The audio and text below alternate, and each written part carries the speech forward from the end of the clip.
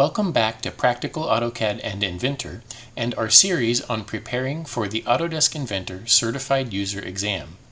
Today we will be looking at assembly modeling objectives. We will cover grounding the base component, determining the degrees of freedom of a component, applying basic assembly constraints such as mate, flush, insert, and directed angle, and applying offsets to constrained parts. Let's get started.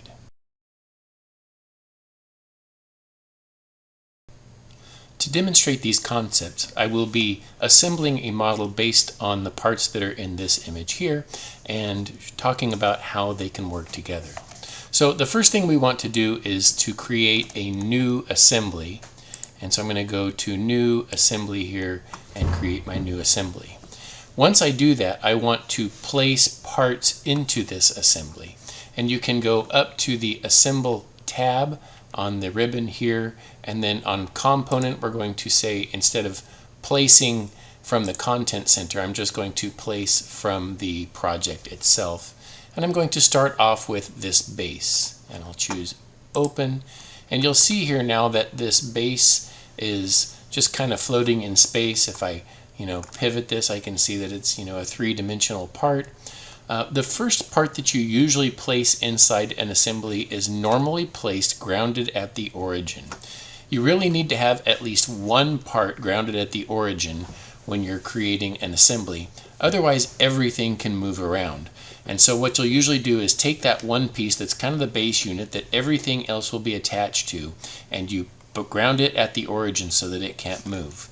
To ground it at the origin, you'll simply right-click your mouse when you're placing it to bring up the marking menu, and you're going to come over here where it says Place Grounded at Origin and click, and you'll see that it places it grounded at the origin, and then it gives me the opportunity if I want to place additional parts, which I don't. So I'll simply right-click and I'll say OK. Now this part right here is grounded at the origin, and I know it by a couple things. First of all, if I hover over the part here in Inventor, you'll notice that there's a little badge by the cursor with like a push pin saying, hey, this thing is grounded. And if I look over here in the browser window as well, you'll see that that part icon right there has the same little push pin by it, letting me know that it is grounded at the origin. If I come into the browser itself and try to click on it and move it to drag it around, you'll notice that it doesn't go anywhere because, again, it's grounded at the origin. So the next thing I'm going to do is I'm going to insert another part just so that we can see how we can, begin to create this assembly. So I'll go back to Assemble and then Place. The next thing I'm going to place is this clip. It's a little sheet metal part that I've created that's going to kind of sit on top of there. I'll choose Open, and again I can just click anywhere I want to put it, and I could put as many as I want. If I need 3 or 4 of them in here, I just click, click, click, click, and put as many as I need to in there. I'm going to choose OK because I just need this one. From here, if I need to change the orientation of this, I can either use Free Move or Free Rotate. So if I use Free Move, I can just pick this thing and I can move it wherever I want it to go. Okay, OK. Or if I say Free Rotate, if I want to change the rotation of this thing, I can rotate it around, on any of the axes like you normally would. Right click and choose OK. Now when we're done, this part is going to be sitting right on that surface right there, and you'll notice that these two holes are going to line up with those two holes for a later assembly that we'll be doing. But for now I'm going to just kind of demonstrate how you might want to do this in other ways. So first of all, if I want to see how many degrees of freedom this thing has, I can show those degrees of freedom on the, we'll go to the View tab right here at the top, and we'll come over here to the Visibility panel, and we'll click on Degrees of Freedom, and you'll see that if we look at that up close, it has 6 degrees of freedom because it can move in the X, Y, and Z axes, and it can rotate on those X, Y, and Z axes. So this is an important way of being able to determine how I need to limit the movement of this part. Right now it's got no limits whatsoever. It can move in all 6 degrees of those freedom. So I'm going to turn that off for now, and I'll go back to my Assemble tab. Now again, like I said a moment ago, I want this to sit on that surface right there.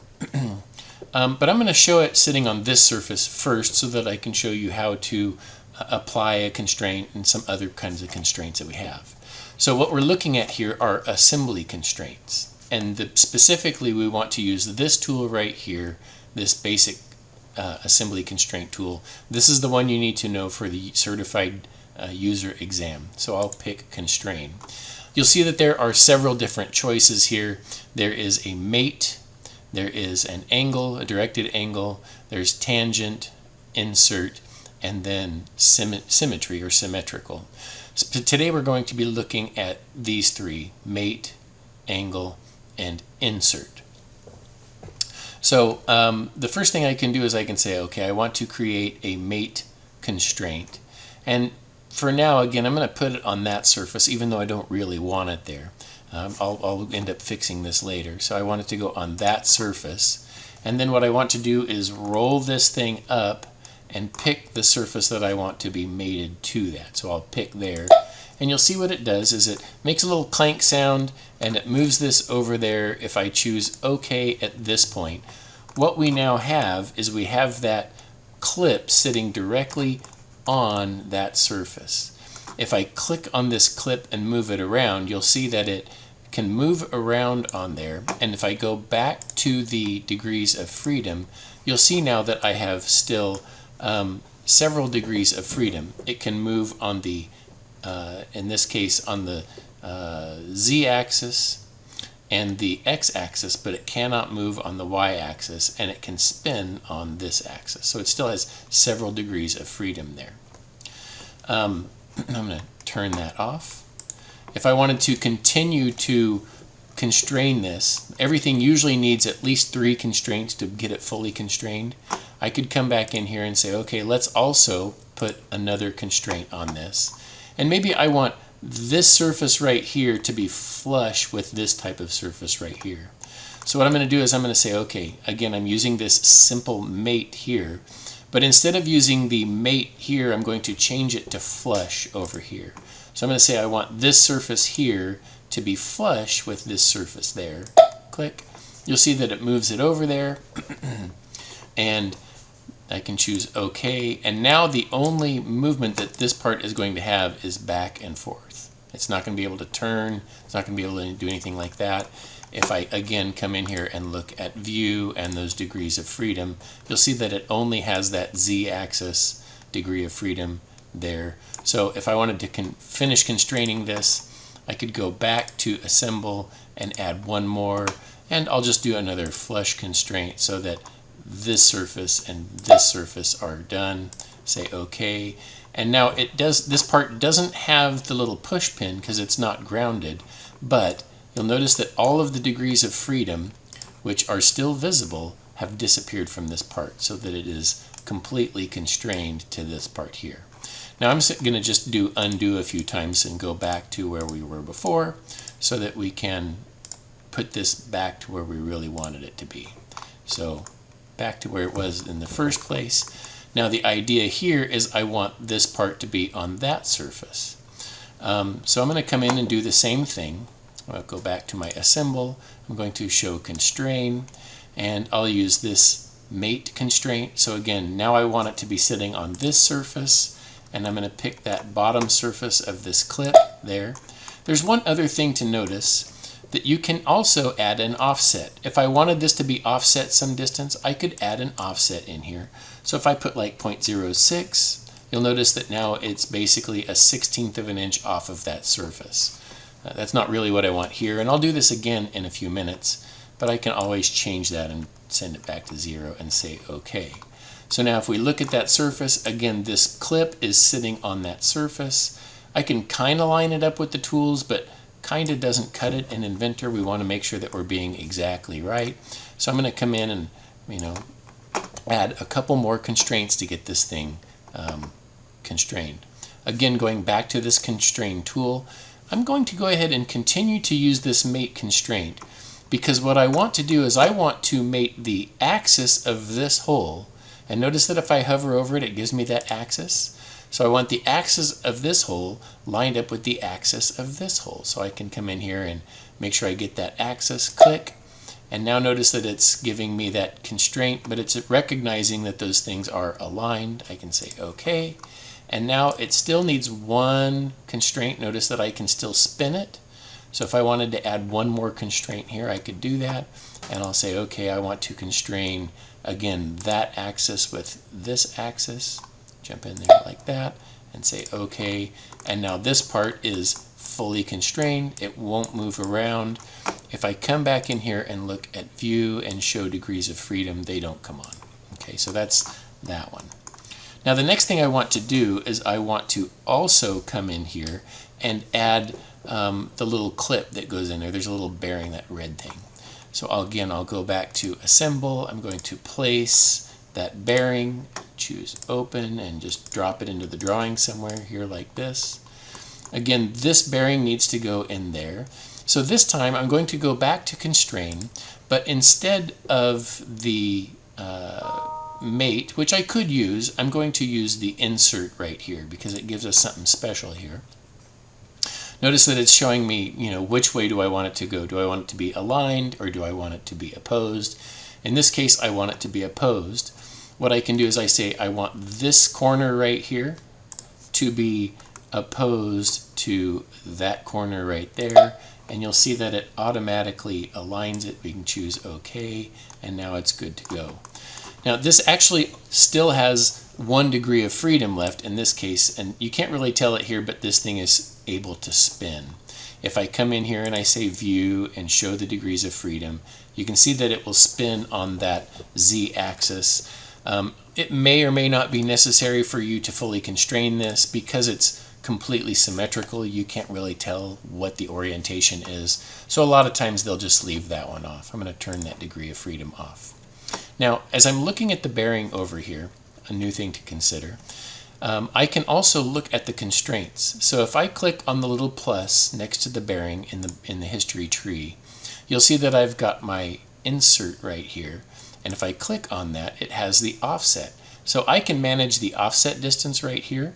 Right now the offset distance is 0, but if I wanted that to be offset maybe a 1/16 of an inch, I could type 0.06, enter, and you'll notice now that it offset that bearing a 1/16 of an inch so that it's kind of floating in the middle of there. And you can always come back in and change those offsets. Notice that this has an offset of 0.06, so it's showing it here. But if we were to go back to any one of these others, notice here that, well, that's that same one.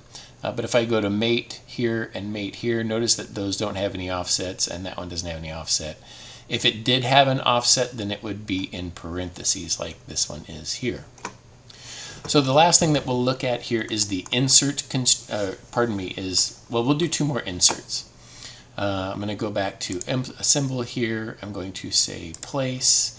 I'm going to place 2 of these screws that I have here. So open that and I'll place 2 of those.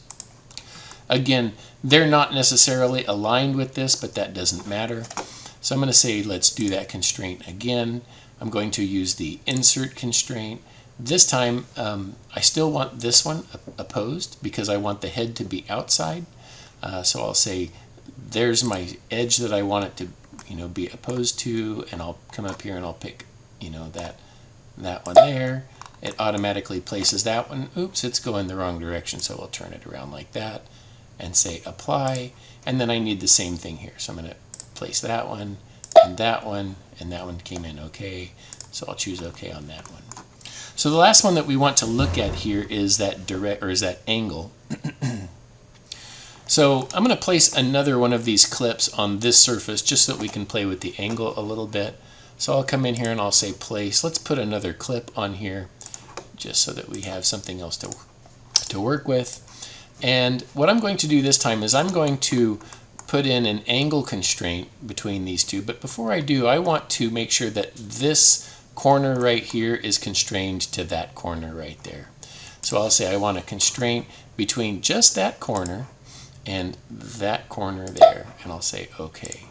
So now this still has a lot of degrees of freedom left. Notice that I can spin it all over the place and I can do this type of thing just to make sure that we understand how this is working, I'm going to add a flush constraint between this front surface here and that front surface. So now the only constraint I have left is this angle.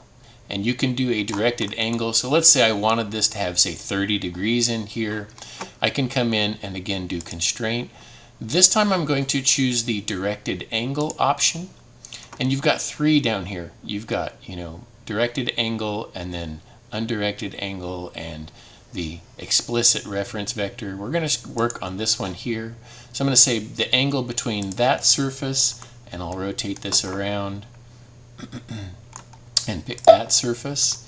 Right now it has it at 0 degrees, but if I said 180 degrees, it would bring it back that way. Okay, so it's, measuring counterclockwise. If I wanted that to be 30 degrees in there, you have to do a little math and say I want it to be 150 degrees. So now there's 30 degrees inside of there. So I can choose apply and OK. And now that it's held in place, that angle right there, that directed angle will be 30 degrees. So I hope this helps. If you have any questions or comments, make sure you put them in the comment section down below. Thanks for watching.